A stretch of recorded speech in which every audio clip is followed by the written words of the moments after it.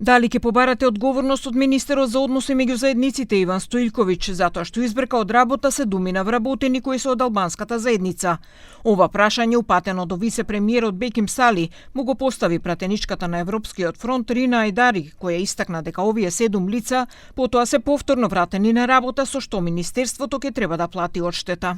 Doli në pas që Ministri i Sistemit Politik nuk ka pasur të drejtë të largojë nga puna 7 administratorët shqiptar, a do t'i kërkoni llogari që të mbajë përgjegjësi për këtë veprim?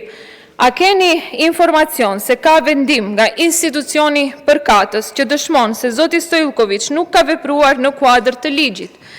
A ishte ky vendim i tij motivuar nga bindjet e tij antishqiptare?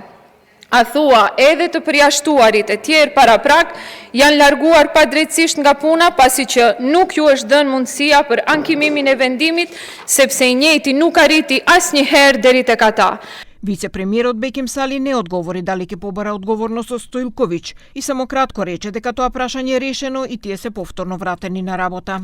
E dini se juridikisht ajo çështja është e mbyllur dhe ata punëtor janë të kthyer në vendin e tyre të punës për arsye se kanë pasur mbulesë juridike për këtë veprim të cilin e kanë ndërmarrë dhe agjencioni për administratë në bazë të ankimimit të cilin e kanë bërë në shkallën e dytë kanë marrë vendim që e drejta e punëtorëve të vazhdojnë në vendin e njëjtë të punës. Përsa i përket veprimeve në të ardhmen nuk mund të supozojmë çka mund të ndodhë.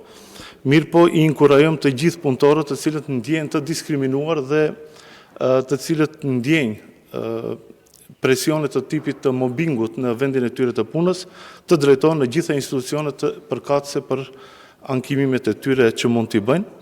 Арбана Пашоли од Европскиот фронт го отвори прашањето за полагањето на правосудниот испит на албански јазик и бараше од министерот за правда Игор Филков да одговори зошто одбива да го дозволи тоа, зашто дуи вчера поднесе и кривична пријава. Но министерот Филков не беше присутен на седницата, зашто беше најавено дека Пашоли ќе добие писмен одговор.